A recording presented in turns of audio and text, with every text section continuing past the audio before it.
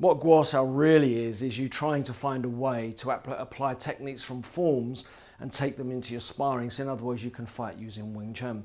So on the wooden dummy, the opening movement is the Mun Sau technique, and of course, there's nothing. It is absolutely nothing. You remember the phrase Mo Sau, Mun Sau, which means if there aren't any hands, then you ask a question with your hands, and then you deal with the response that you get. So you basically ask a question, and then you get into some kind of conversation about it, which is our hands crossing and moving across.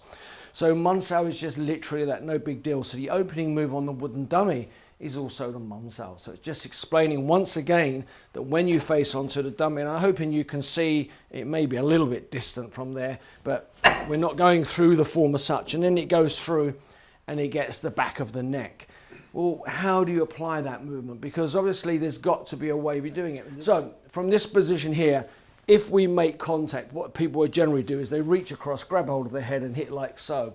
But if we go on the other arm, so we go on the other arm, but we go like this, reach through, and then punch into the head. The likelihood is you're going to get punched in the head because you go up like so, you reach across, and there's another hand straight there that can punch clean in the face. So that would be a foolish way for you to go ahead using the Mun Sau and the Man Gang Sau.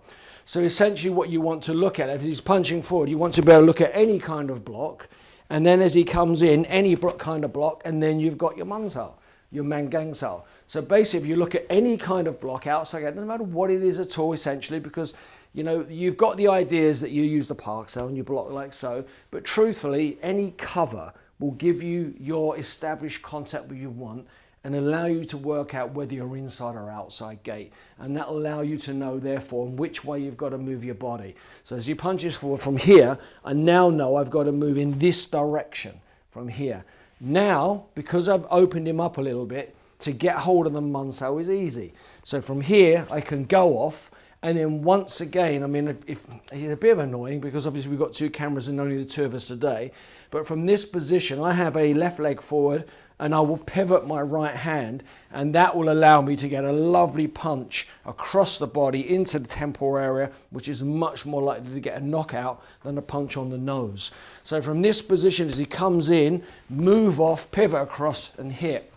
So when you see it on the dummy, it's just generally just a turn and a pull and take the person to the side. So they're saying, oh, you pull the person to the side and then you hit. Well, that makes a lot of sense. But the reality of a mobile situation is that you need to move like that. Can you see? So the pull on him is there, but the fact that I can move opens up kicks and opens up knees and so many other potential techniques. So you can see something as simple as that. And then you realize, well, okay, well, that's in sparring. But also, what about in the clinch? How are you going to use it in the clinch? Well, in the clinch, you'll learn it through your Chi Sau. So in your Chi Sau,